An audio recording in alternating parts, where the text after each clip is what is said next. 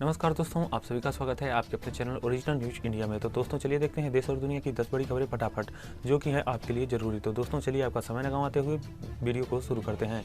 तो दोस्तों आज की जो पहली खबर है, दोस्तों पहली खबर ये निकल के आ रही है। दोस्तों सुप्रीम कोर्ट ने केजरीवाल सरकार को लगाई लताड़, कहा कोरोना संक्रमण को रोकने के लिए क्या क्या किया, ब्यौरा दें। तो दोस्तों उन्होंने अपने बयान में ये कहा है कि दिल्ली में बढ़ते कोरोना के मामले के चलते हाई कोर्ट में याचिका दायर कर तुरंत लॉकडाउन लगाने की मांग की गई थी, जिस पर हाई कोर्ट ने यह सवाल किया है क्या लॉकडाउन लगाना ही एकमात्र विकल्प है। वहीं सुप्रीम कोर्ट ने भी आज दिल्ली में कोरोना के बिगड़ते हालात पर सुनवाई हुई है, जिसे लेकर के अदालत ने दिल्ली सरकार की जमकर क्लास लगा दी है। हाईकोर्ट ने याचिकाकर्ता के सवाल में किया गया लॉकडाउन ही लगाना एकमात्र विकल्प है। वहीं सुप्रीम कोर्ट ने भी आज दिल्ली में कोरोना के बढ़ते मामले को लेकर के सुनवाई हुई, जिसे अदालत ने सरकार से स्टेटस रिपोर्ट मांग ली है।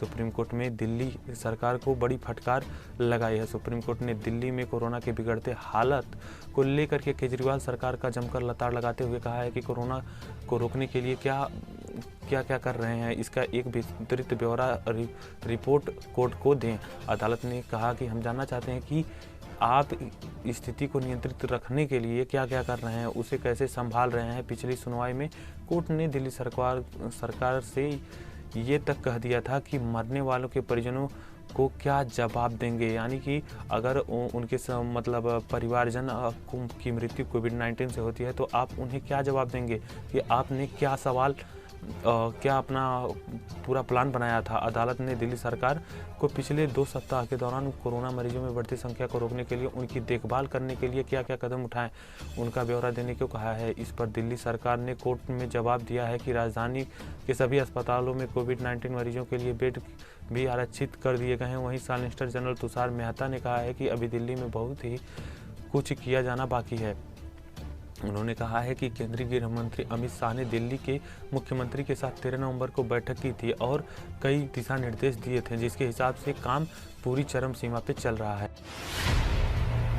अगली बड़ी खबर निकल के आ रही है दोस्तों, बहुत बड़ी खबर निकल के आ रही है ड्रग्स केस से। जैसा कि आप जानते हैं गांजावुड यानी कि बॉलीवुड से गांजा रखने के गिरफ्तार कॉमेडियन भारती सिंह और पति हर्ष को मिली जमानत। तो दोस्तों जैसा कि आप जानते हैं कॉमेडियन भारती सिंह को जमानत मिल गई है। कॉमेडियन भारती सिंह और उनके पति हर्ष लिंबेचिया को जमानत मिल गई है। शनिवार 21 नवंबर को नारकोटिक्स कंट्रोल ब्यूरो यानी कि एनसीबी ने मुंबई में भारती के घर पर छापेमारी की थी। इस दौरान उनके घर गांजा बरामद किया गया था। बाद में पूछताछ के बाद भारती सिंह और हर्ष दोनों ने कबूला कि गांजे का वह सेवन करते हैं पूरी तरह से, और अब उन्हें पूरी तरह से जो है छोड़ दिया गया है। अगली बड़ी खबर निकल के आ रही है दोस्तों बिहार से। जैसा कि आप जान रहे हैं अभी हाल ही में बिहार में इलेक्शन हुआ है, तो बिहार से फिर से एक बड़ी खबर निकल के आ रही है। हंगामेदार हुए पहले सत्र की शुरुआत। AIMIM विधायक ने शपथ में नहीं पढ़ा हिंदुस्तान शब्द। तो दोस्तों जैसा कि आप जानते हैं जैसे ओवैसी हैं वैसे इनके जो इनके गुर्गे हैं ये भी उसी तरह से कार्य करते हैं। उन्होंने जैसे शपथ ग्रहण समारोह में हिंदुस्तान का नाम ही नहीं लिया, उसे छोड़ के अगला शब्द पढ़ दिया। तो हंगामेदार से शुरू हुई है यह पहली सत्र बिहार से। जैसा कि आप जान रहे हैं कि ओवैसी की पार्टी से 5 सीटें निकल गई हैं बिहार में इस बार, जिससे कि वो अपना आपा खो बैठे हैं।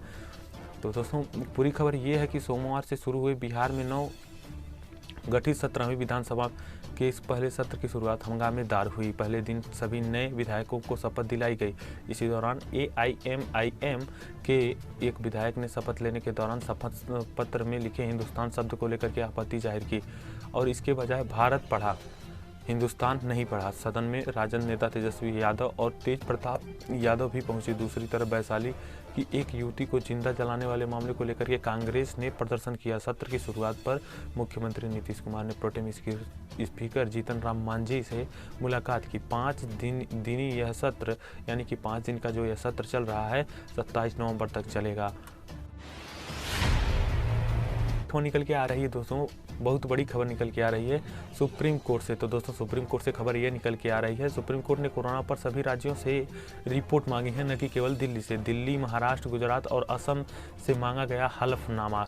तो दोस्तों वो स्टेटस जानना चाह रहे हैं और माननीय जो सर्वोच्च न्यायालय है वो सबसे जानना चाह रहा है कि आप अपने अपने राज्य में किस तरह से कोरोना को मतलब बचाने के लिए लोगों को क्या क्या कार्य कर रहे हैं। देश में कोरोना की खराब स्थिति को देखते हुए सुप्रीम कोर्ट ने सोमवार के सभी राज्यों को अपने यहाँ कोरोना की मौजूदा स्थिति को लेकर के रिपोर्ट पेश करने को कहा गया है। कोविड-19 के मामले में तेजी के बाद से कोर्ट ने दिल्ली, महाराष्ट्र, गुजरात और असम सरकारों से वहाँ की ताज़ा स्थिति के संबंध में हलफनामा मांग लिया है।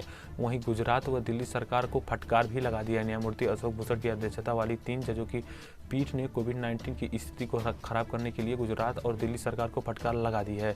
सुप्रीम कोर्ट ने सभी राज्यों से रिपोर्ट पेश करने को कहा है, जिसमें संक्रमण को रोकने के लिए उनके द्वारा उठाए गए कदमों पर, उठाए जाने वाले कदमों पर और या फिर आगे आने वाले कदमों पर भी उनका जो है सफाई मांगा है। केंद्र सरकार से वांछित मदद की जानकारी भी देनी होगी। खबर निकल के आ रही है दोस्तों, दिल्ली यूपी में दोपहिया वाहन चालकों के लिए बुरी खबर आ गई है। दिल्ली मेरठ एक्सप्रेसवे पर नहीं कर सकेंगे सफ़र। तो दोस्तों दिल्ली मेरठ जो एक्सप्रेसवे है उस पर अब सफ़र नहीं कर पाएंगे दोपहिया वाहन चालक। चलिए आपको पूरी खबर बताते हैं ऐसा क्यों है। ऐसा इसलिए है कि दिल्ली मेरठ एक्सप्रेसवे 31 दिसंबर तक निर्धारित समय सीमा में खोलने को तैयारी में तेज़ी चल रही है। तेज रफ्तार एक्सप्रेसवे पर दोपहिया वाहनों के भी प्रवेश पर प्रतिबंधित होगी। भारतीय राष्ट्रीय राजमार्ग प्राधिकरण NHAI ने एक्सप्रेसवे पर दोपहिया के प्रवेश पर पाबंदी के बोर्ड लगाने शुरू कर दिए हैं और साथ ही इस पर रोक पूरी तरह से लगा दी गई है। अगली बड़ी खबर निकल के आ रही है दोस्तों, बहुत बड़ी खबर निकल के आ रही है लव जिहाद से। तो दोस्तों राउत का भाजपा पर तंज, कहा कि नीतीश लाए कानून फिर हम सोचेंगे। तो दोस्तों राउत ने ऐसा कह दिया है। तो दोस्तों चलिए देखते हैं पूरी खबर क्या है। देश की राजनीति, राउत ये वो हैं कि महाराष्ट्र के जो संजय राउत हैं जो कि शिवसेना से आते हैं, ये वही राउत हैं। तो दोस्तों चलिए आपको बताते हैं पूरी खबर क्या है। देश की राजनीति में इन दिनों लव जिहाद का मुद्दा पूरी तरह से गरमाया हुआ है। भाजपा शासित राज्यों में लव जिहाद को लेकर के कानून बनाने की तैयारी कर दी है। वहीं शिवसेना नेता और राज्यसभा सांसद संजय राउत ने लव जिहाद को लेकर के कानून बनाने पर बिना नाम लिए भाजपा को पूरी तरह से घेरा। उन्होंने तंज करते हुए कहा है कि बंगाल में होने वाले चुनावों के लिए यह मुद्दा बनाया जा रहा है, जबकि विकास का कोई चर्चा नहीं किया जा रहा है, क्योंकि इस पे जो है मौजूदा सरकार फंस सकती है। पहले नीतीश कुमार या कानून लाएं, यह कानून लेकर के आए, फिर हम सोचेंगे कि हमें कानून लाना है या फिर नहीं। तो दोस्तों और साथ ही उन्होंने संजय राउत ने ये भी कहा है कि देश में लव जिहाद को लेकर के काफ़ी चर्चाएं चल रही हैं। मुझे लगता है कि यह गंभीर मामला है। पश्चिम बंगाल चुनाव आ रहा है, इसलिए एक नया विषय सामने लाया जा रहा है जिससे कि लोगों का मन भटकाया जा सके। हमारा मानना है कि चुनाव के लिए विकास एक प्रमुख मुद्दा होना चाहिए, लेकिन जब लव जिहाद की चर्चा हो रही है तो देश का विकास पे कैसे चर्चा होगी। अगली बड़ी खबर निकल के आ रही है दोस्तों, बहुत बड़ी खबर निकल के आ रही है उत्तर प्रदेश से, यानी कि आदित्यनाथ के प्रदेश से। तो दोस्तों मुख्यमंत्री योगी आदित्यनाथ को मिली जान से मारने की धमकी, आरोपी गिरफ्तार। तो दोस्तों ये दूसरा बार है जो कि इनको जान से मारने की धमकी मिल चुकी है। तो दोस्तों चलिए आपको बताते हैं पूरी खबर क्या है। मुख्यमंत्री योगी आदित्यनाथ को इस बार एक बच्चे ने खेल में मैसेज भेजकर जान से मारने की धमकी दे डाली। यूपी 112 सेवा के व्हाट्सएप नंबर पर रविवार को आए मैसेज से पुलिस अफसरों में हड़कंप मच गया। दरअसल पूरी बात यह है कि पुलिस ने मैसेज भेजने वाले अज्ञात व्यक्ति के खिलाफ FIR दर्ज कर पड़ताल शुरू की तो पता चला कि आगरा के एक किशोर ने धमकी भरा संदेश भेजा था। बच्चे को सुशांत गोल्फ सिटी इलाके से पकड़ लिया गया है। नाबालिग ने मैसेज योगी को धमकी देते हुए अपने शब्दों का इस्तेमाल किया था। आरोपी बच्चे के पास से मोबाइल और सिम बरामद कर लिया गया। पूछताछ के बाद पुलिस ने आरोपी को बाल सुधार गृह भेज दिया है। इसके पहले ही मुख्यमंत्री को बम से उड़ाने की भी धमकी दी गई थी। मामले में आरोपी युवक को मुंबई पुलिस ने गिरफ्तार कर लिया था। मुंबई पुलिस की तरफ से की गई पूछताछ में आरोपी CM योगी बम से उड़ाने की धमकी देने का आरोप स्वीकार कर लिया था। इसके बाद काला चौकी पुलिस ने आरोपी को उत्तर प्रदेश STF के हवाले कर दिया था, जिसके बाद से उसकी पूरी तरह से स्वागत किया गया था। अगली बड़ी खबर निकल के आ रही है दोस्तों कोविड-19 यानी कि कोरोना वैक्सीन से। तो दोस्तों कोरोना वैक्सीन जो है इंडिया में, उससे जुड़ी खबर निकल के आ रही है। ऑक्सफोर्ड का टीका जनवरी अंत तक आएगा और पीएम मोदी कल करेंगे वितरण का बैठक। तो दोस्तों पूरी खबर ये है कि देश में कोरोना वैक्सीन को लेकर के राहत भरी खबर आ गई है। जनवरी के अंत या फरवरी की शुरुआत में देश में ऑक्सफोर्ड एक्सोट्रेजन वैक्सीन का पहला लॉट मिल सकता है, यानी कि पहला जो है लॉट मिल सकता है। भारत में 4 दवा कंपनियां अपने टीकों में क्लिनिकल ट्रायल के रूप में दूसरे चरण व तीसरे चरण में चल रही हैं।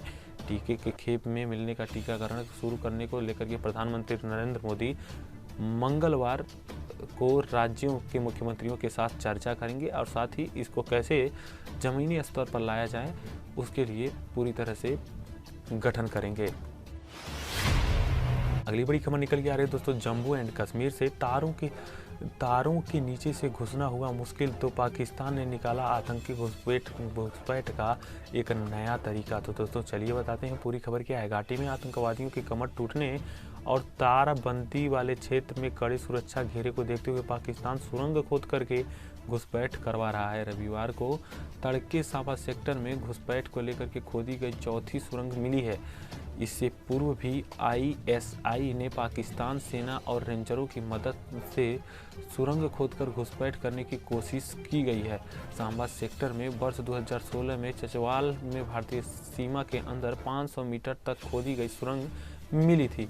29 जुलाई 2018 को रामगढ़ के चमियाचाल के निकट सुरंग भी मिली थी, जिसकी लंबाई भारतीय क्षेत्र में 200 मीटर पाई गई। 29 अगस्त 2020 को जिला के सीमावर्ती गांव बैन-गलवाड़ की सीमा में भी भारतीय सेना को 170 मीटर लंबी सुरंग मिली थी। तो जिससे यह जाहिर हो जाता है कि पाकिस्तान खुद सुरंग खुदवा करके आतंकियों को भेजने का भारत में काम करता है। अगली बड़ी खबर निकल के आ रही है दोस्तों, बहुत बड़ी खबर निकल के आ रही है और बहुत सटीक खबर निकल के आ रही है। शादी हो या धर्म कर्म, 100 से अधिक लोगों को अनुमति नहीं होगी, सरकार ने जारी कर दिए हैं निर्देश। तो दोस्तों जैसा कि आप जानते हैं फिर से लॉकडाउन जैसा समय आ गया है। कितने लोग को ये ऐसा लगता होगा कि मिला जुला करके कोरोना उनकी शादी के पीछे पड़ चुका है। इस पर आपकी क्या राय है, आप उसे कमेंट कर सकते हैं, हमें भी अच्छा लगेगा। तो दोस्तों अपनी राय कमेंट बॉक्स में ज़रूर कमेंट करिएगा।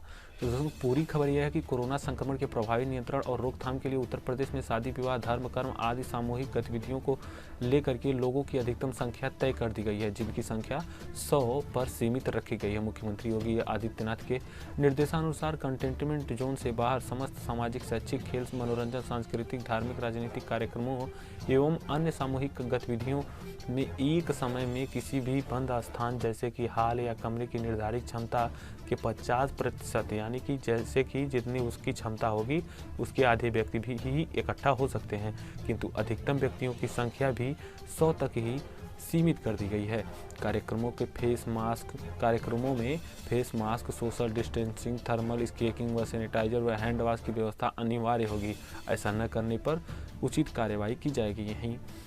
यही नहीं खुले स्थान जैसे मैदान आदि पर ऐसे स्थानों में क्षेत्रफल 40% से कम क्षमता तक के ही होने की अनुमति होगी। सोमवार को इस पर आशय का आदेश जारी कर दिया गया है, यानी कि कल ऐसा आदेश जारी कर दिया है उत्तर प्रदेश सरकार ने।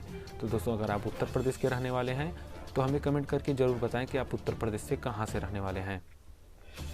चलिए देखते हैं अगली खबर को।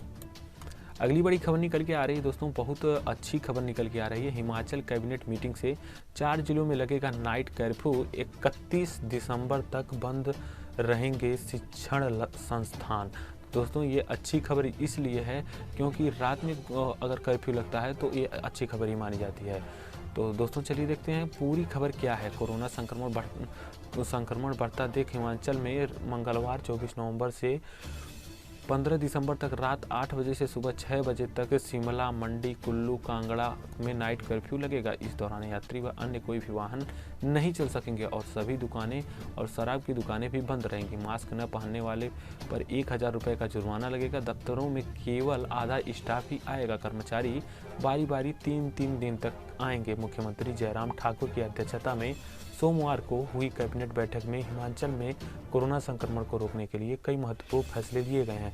जैसा कि आप जान रहे हैं कि बीजेपी शासित जितने राज्य हैं वहाँ पे ये एक्शन पूरे ताबड़तोड़ रूप से लिए जा रहे हैं। और साथ ही दिल्ली एक ऐसी मतलब जगह है, राजधानी, जहाँ के भी पूरी तरह से अदर पार्टी ने भी एक्शन लिया है। 31 दिसंबर तक पहले 3 दिनों में 50% कर्मचारी कार्यालय में उपस्थित रहेंगे। शेष 50% अगले 3 दिन तक आएंगे। सरकारी कार्यालयों में तृतीय और चतुर्थ श्रेणी कर्मचारी 50% ही आएंगे। खुले स्थानों पर भी सभी सामाजिक, राजनीतिक, सांस्कृतिक, खेल आदि समारोहों में सामाजिक दूरी के साथ अनुपालन किया जाना चाहिए, नहीं तो उचित कार्रवाई की जाएगी। तो दोस्तों, अगर आपको वीडियो अच्छा लगा तो वीडियो को लाइक करें, साथ ही अपने राय कमेंट बॉक्स में कमेंट करें और हमारे चैनल को सब्सक्राइब करने के बाद बेल आइकन पर जरूर प्रेस करें। धन्यवाद।